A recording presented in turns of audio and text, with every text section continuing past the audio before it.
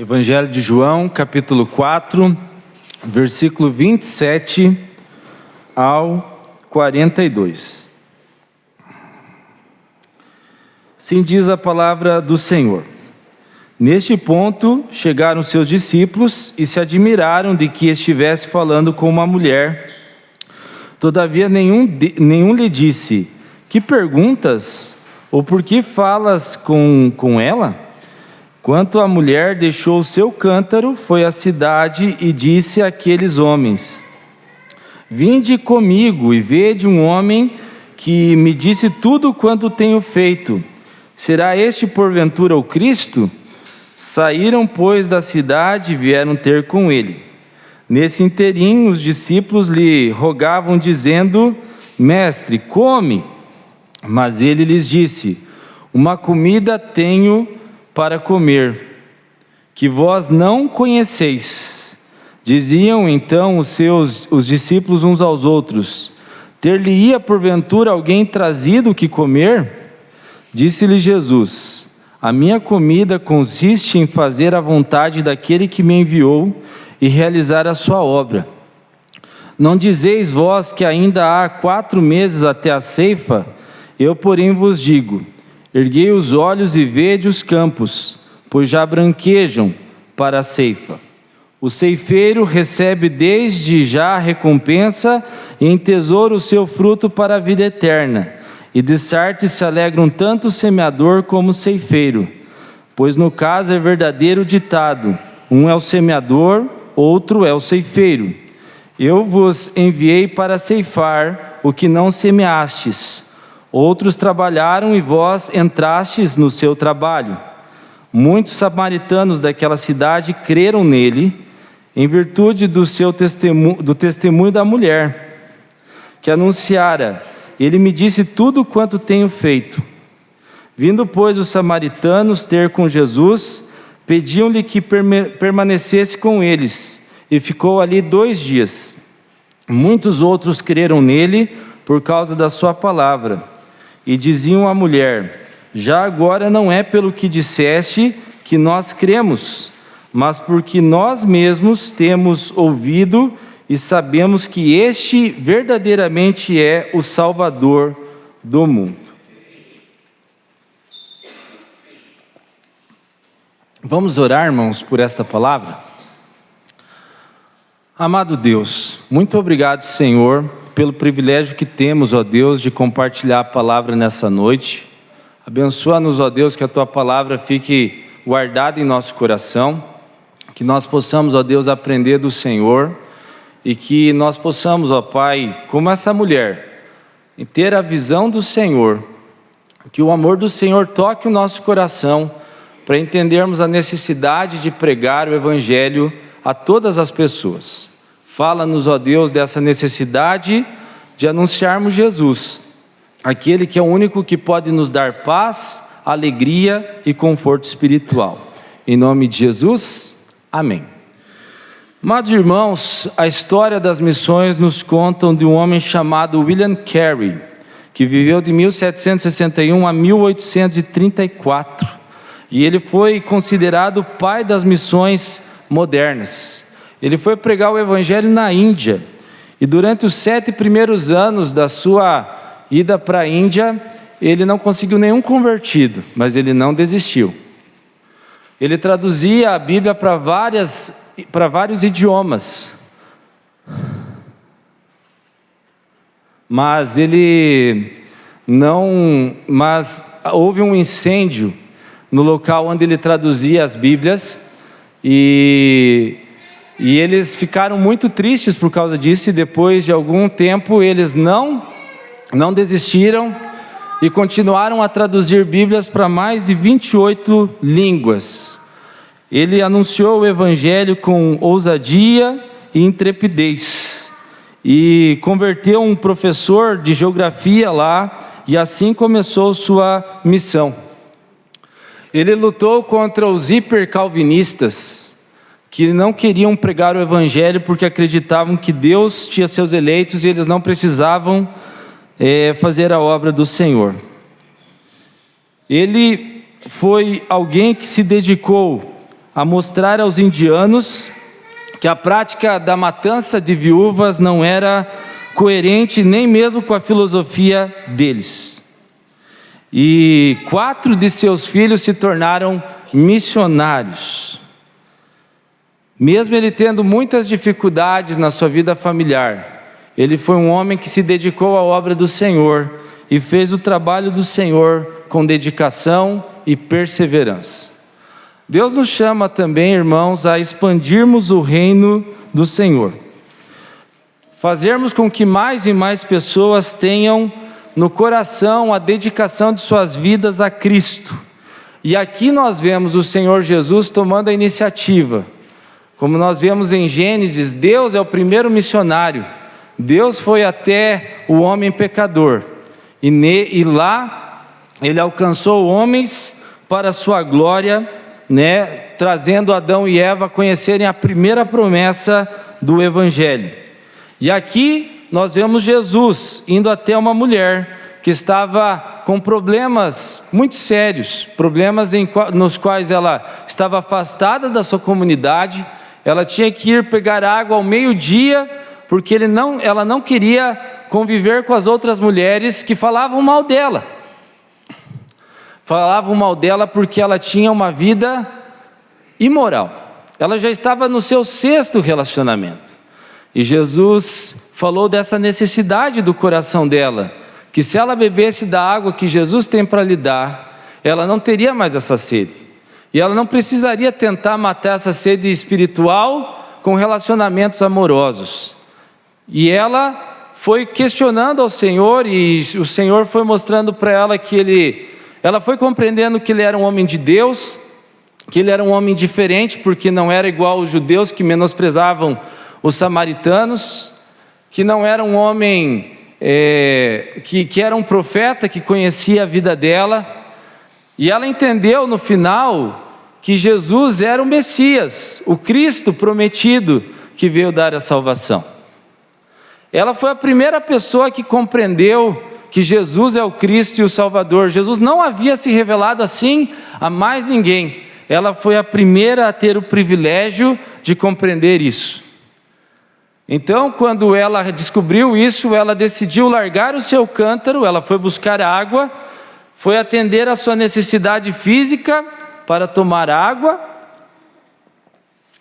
e ela deixou isso e seguiu em direção à cidade, para falar aos seus conterrâneos da terra de Sicar, que havia alguém que conhecia a história dela, e que eles também poderiam ter uma mudança de vida, e que esse era o Messias.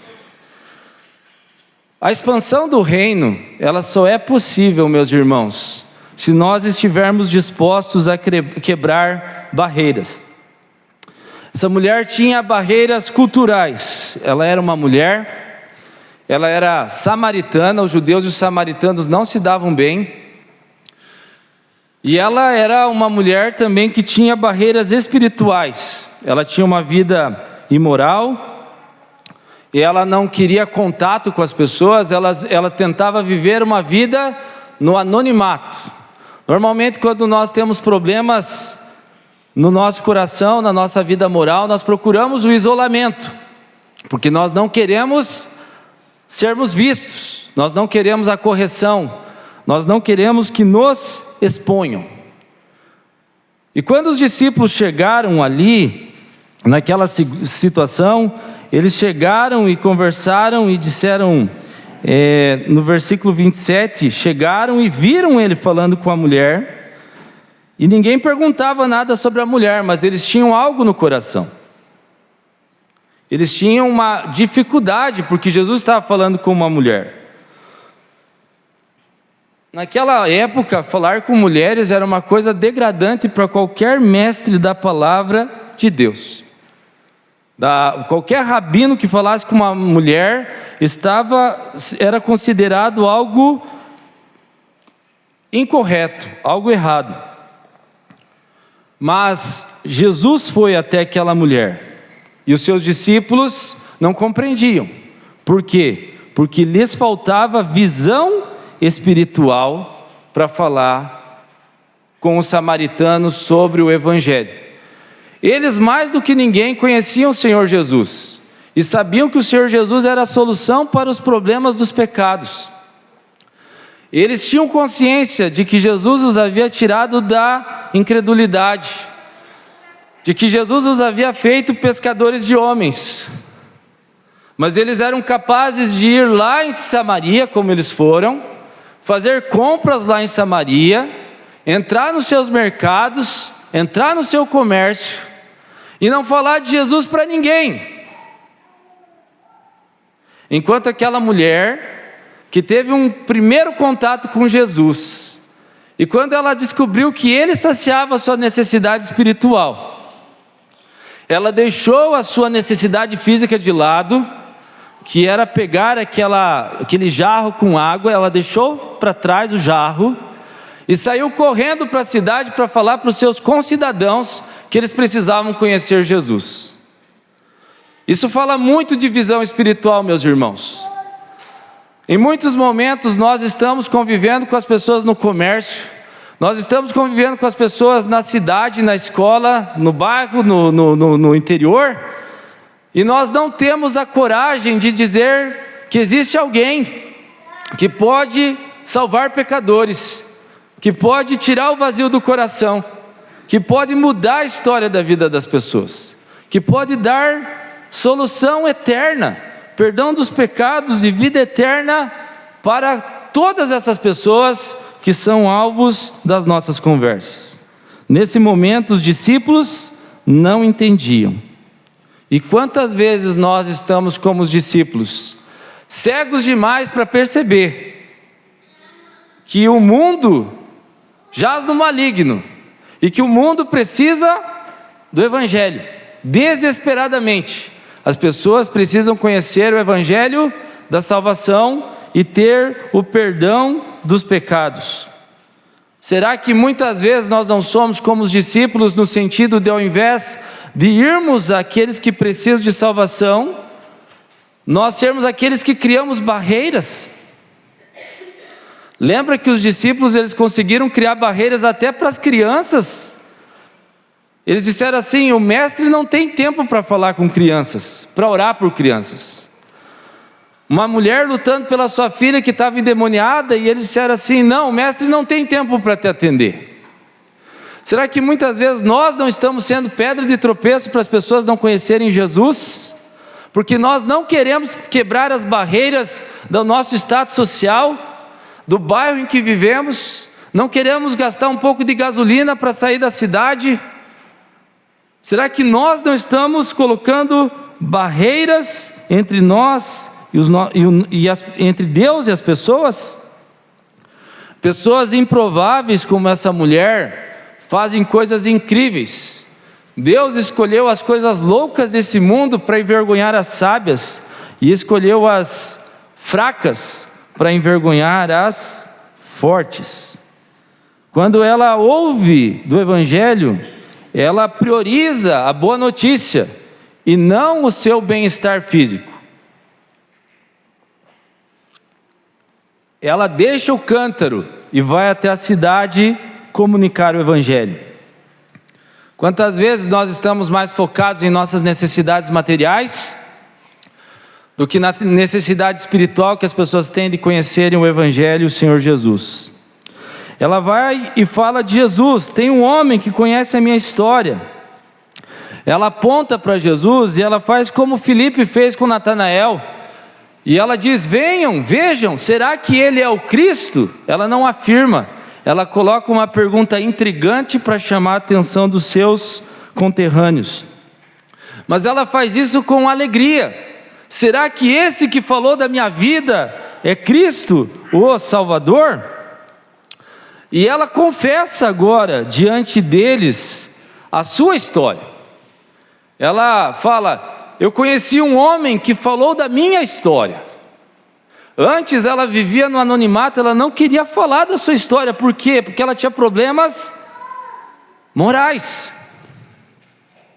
Mas agora ela fala abertamente dos seus problemas, e ela diz: ele falou e ele apontou a solução para o meu pecado. Ele é a solução para a minha história.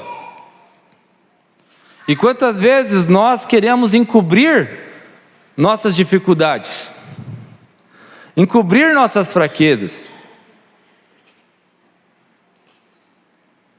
Quantas vezes nós queremos colocar para debaixo do tapete nossos problemas espirituais, a nossa vulnerabilidade?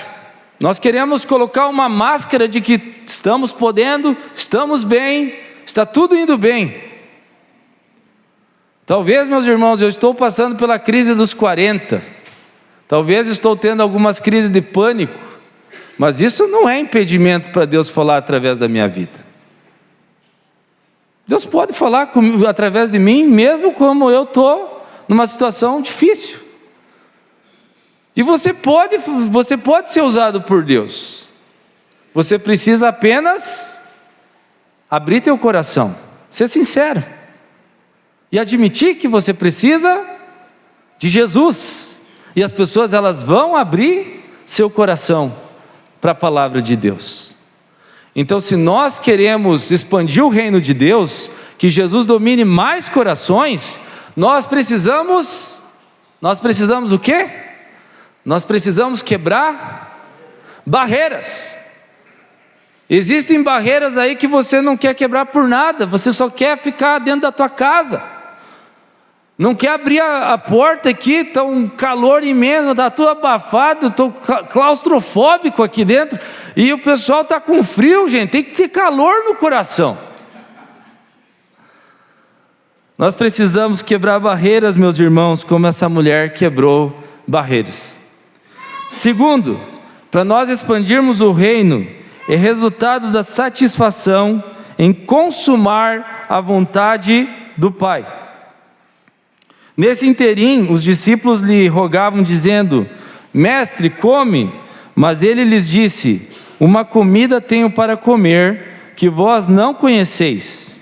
Diziam então os discípulos uns aos outros: ter-lhe-ia porventura alguém trazido o que comer? Será que um samaritano veio aqui dar comida para o Senhor?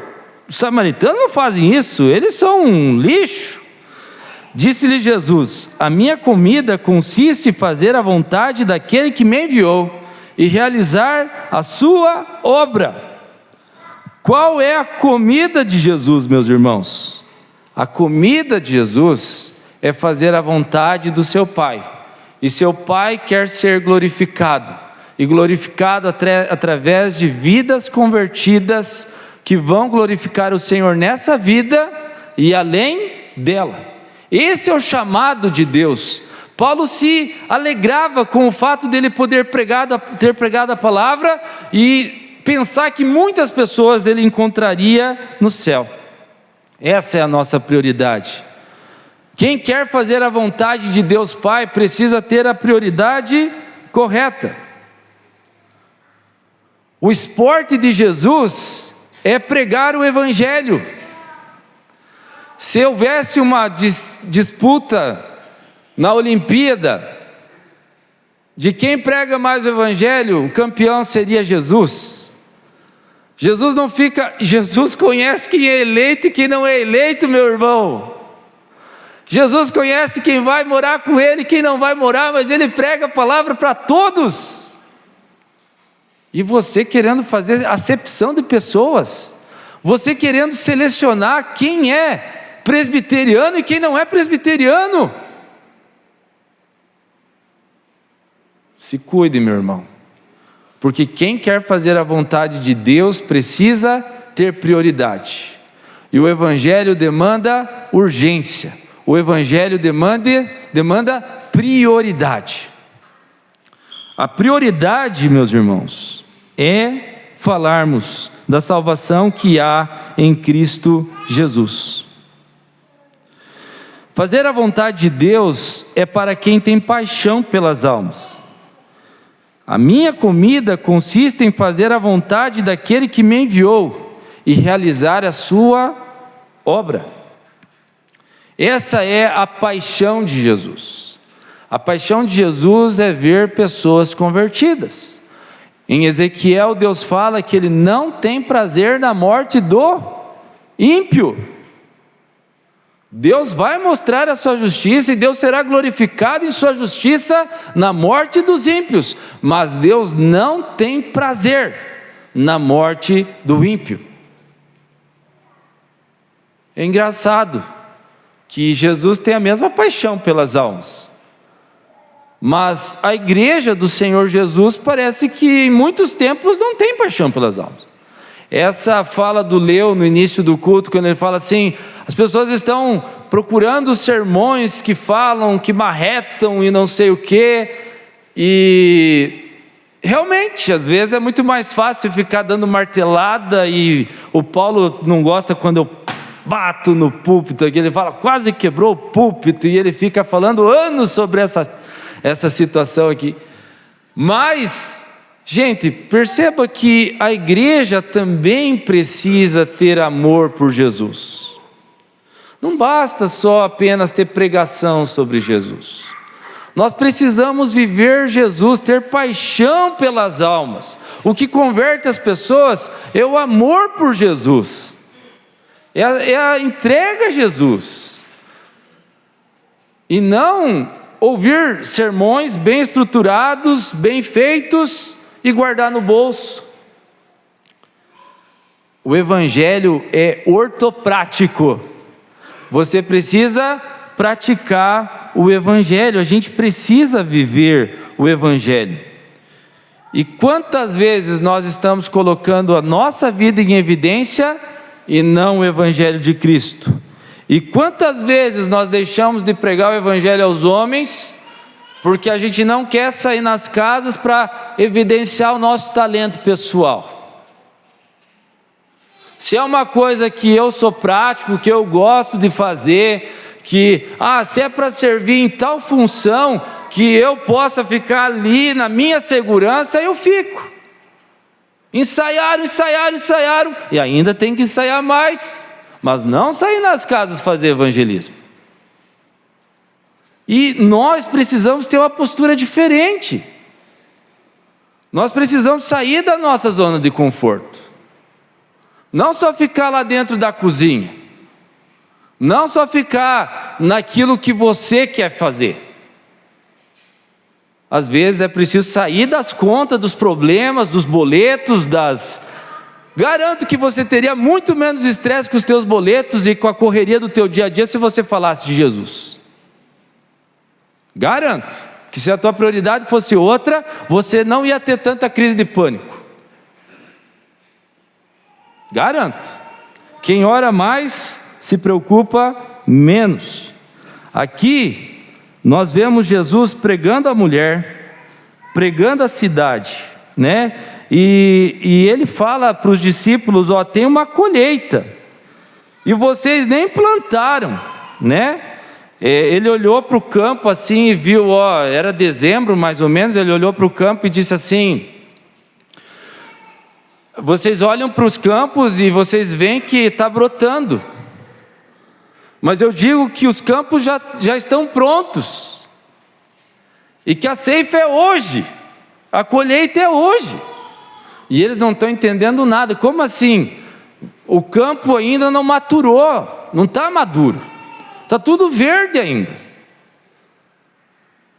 E Jesus está falando dessa colheita de Sicar, dos samaritanos. E é interessante que Jesus, ele começa a falar que um é quem planta, outro é quem colhe, mas que ambos recebem recompensa.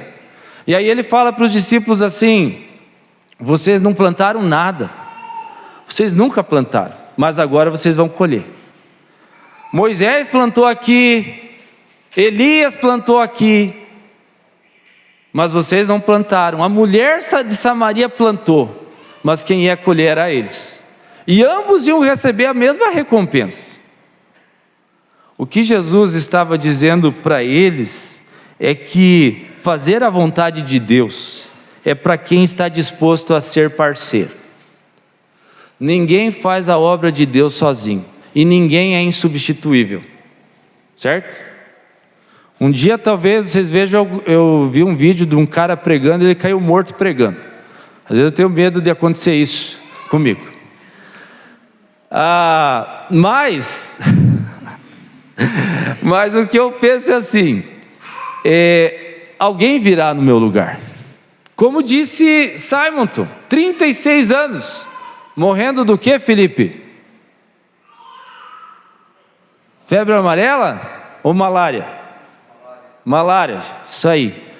Simonton morrendo de malária, 36 anos. O pessoal diz, e agora?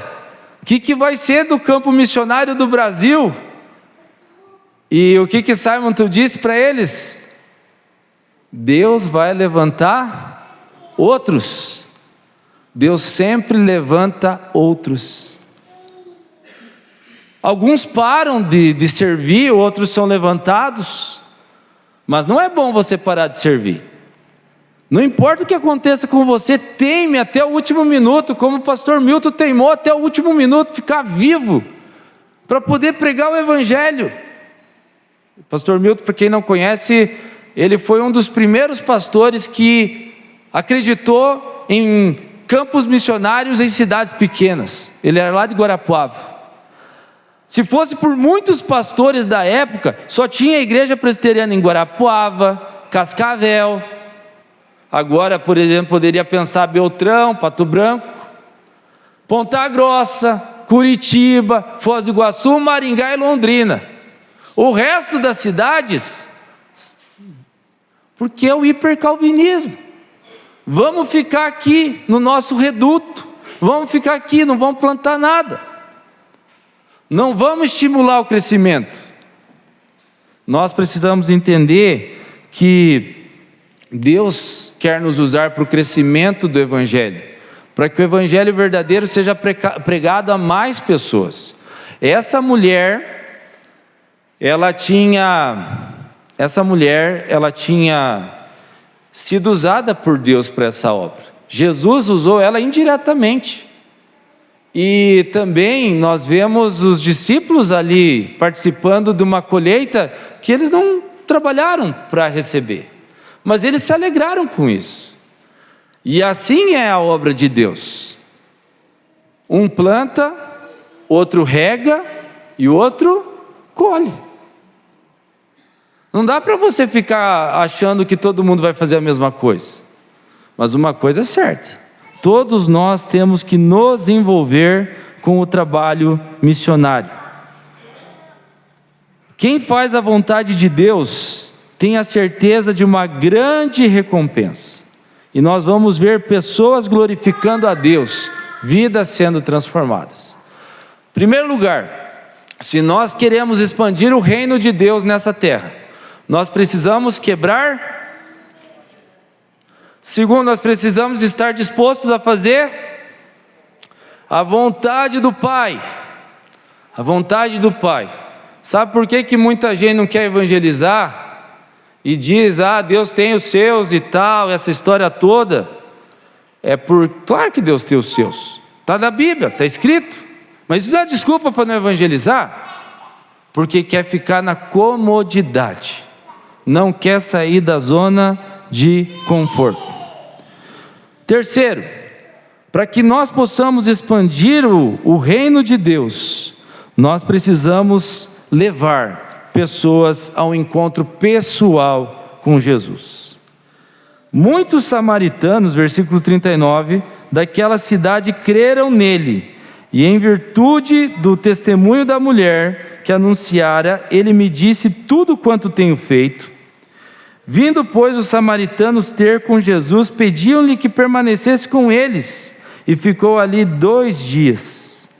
Muitos outros creram nele por causa da sua palavra, e diziam à mulher: já agora não é pelo que disseste que nós cremos, mas porque nós mesmos temos ouvido e sabemos que este é verdadeiramente o Salvador do mundo.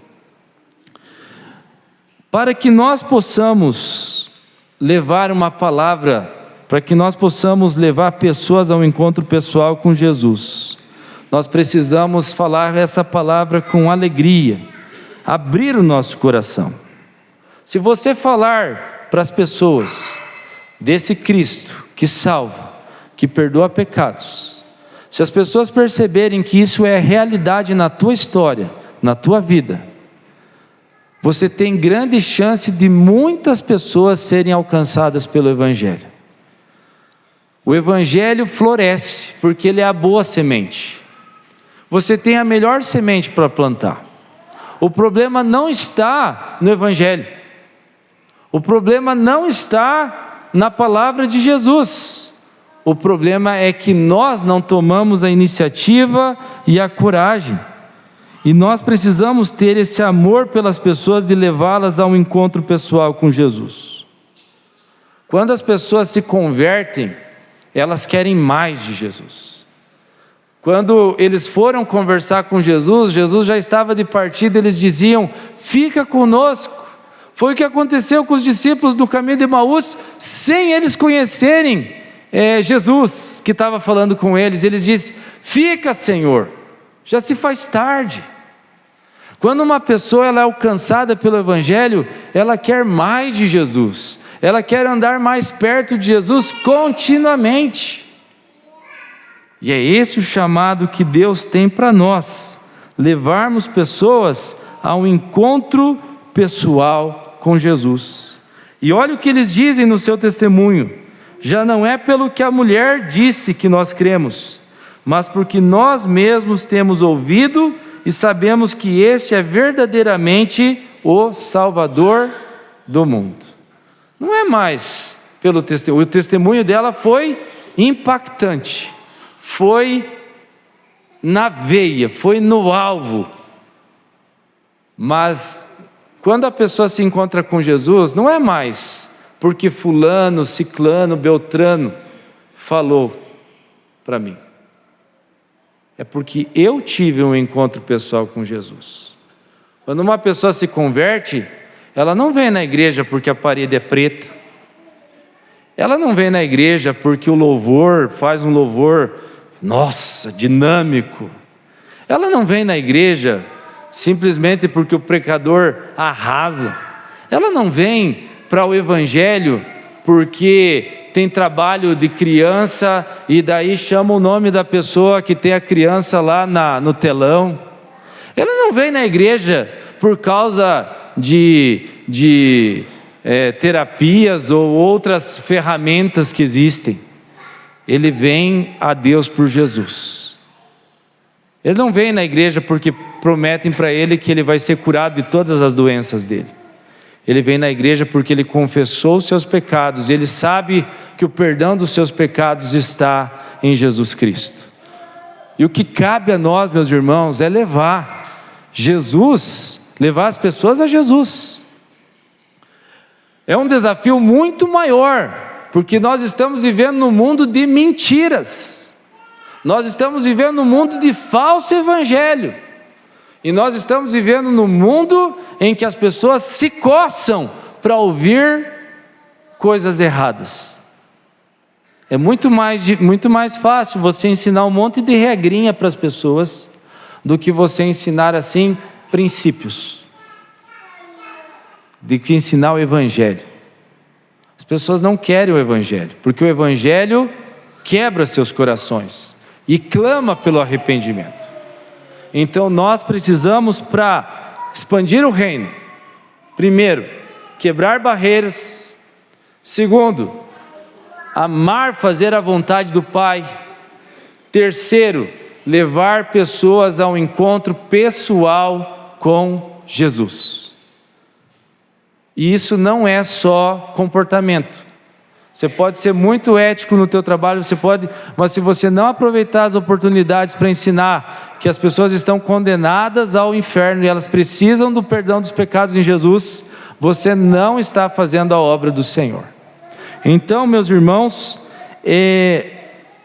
se aplique a fazer como Jesus. Jesus, ele usou alguma coisa extraordinária? Ele usou simplesmente a água. Ele disse para ela assim: se você soubesse a água que eu tenho para te dar, eu lhe daria, e você teria essa fonte a jorrar para a vida eterna. Aplique-se a usar coisas simples do dia a dia para você conversar com as pessoas, conversar a respeito de Jesus. Não seja falta de visão espiritual, que tudo que você conversa é para se gabar das coisas que você tem. Falta de visão espiritual, de não entender que você não pode falar só de negócios, só de dívida, só de problema. Já pensou se uma pessoa ela vai crer em Jesus, se você chega para ela e você diz que a tua vida é só coisa ruim, que é só murmuração? Você precisa ser um entusiasta da obra de Jesus. Você vai no mercado, você vai na feira, ali no centro, a gente vai pelos bairros, e quando você falou de Jesus para alguém? Quando que você falou do Evangelho? Então que nós possamos tomar essa palavra para nós. Jesus nos chama a esse compromisso. Não há pessoa que não possa ser salva. E às vezes a pessoa menos indicada é aquela que vai fazer mais diferença. Às vezes é muito mais difícil converter uma pessoa religiosa, acostumada à religião, do que uma pessoa que está lá, perdida no mundo, jogada nos vícios, no pecado e imoralidade, e essa pessoa quando se converte, ela vem de coração. E o outro que é religioso e tudo fica dizendo assim: mas olha, agora ele voltou para casa, e agora tem novilho cevado para ele, e eu aqui trabalhei, vim na igreja, fiz isso, fiz aquilo. Porque na verdade a gente precisa entender que a paixão é de alguém que foi perdoado, e quanto mais perdoado, mais se ama. Vamos nos colocar em pé para agradecer a Deus por Ele nos chamar para o Evangelho e para a pregação do Evangelho. E falo isso também porque esse é o mês das missões da Igreja Presbiteriana do Brasil. Mais de 50% dos recursos da Igreja Presbiteriana são investidos em missões. Então e a igreja aqui investe muito em missões, no presbitério e nacionalmente. Então que você possa também ter essa visão de missões. Senhor Deus, muito obrigado, ó Pai, pelo privilégio que temos, ó Deus, de ver a Tua obra sendo manifesta nesses dias de tanta frieza espiritual. Nós vemos, ó Deus, que o mundo que está comprometido com o diabo, ele não se cansa de fazer afrontas contra o Senhor e de tentar angariar e buscar mais e mais pessoas para as trevas espirituais profundas. Nós vemos isso nas Olimpíadas, vemos isso na política, vemos isso também nos entretenimentos modernos, tanto aqueles que têm nas TVs, nos celulares, quanto aqueles que têm aí nas ruas de nossa cidade.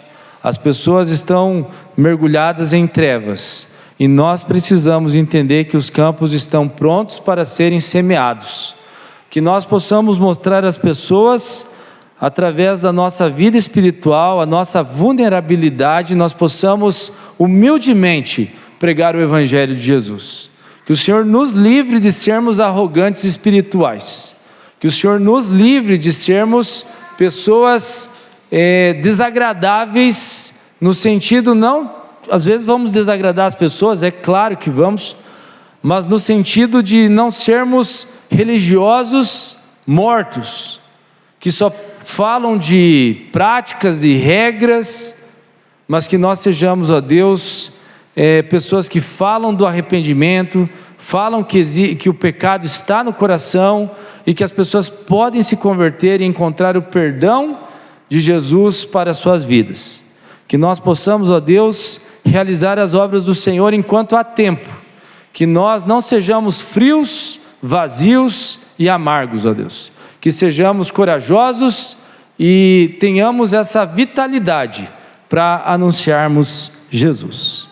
Em nome de Jesus, amém. Vamos chamar o louvor para cantar e chamar os presbíteros para virem à frente. Os irmãos podem se assentar.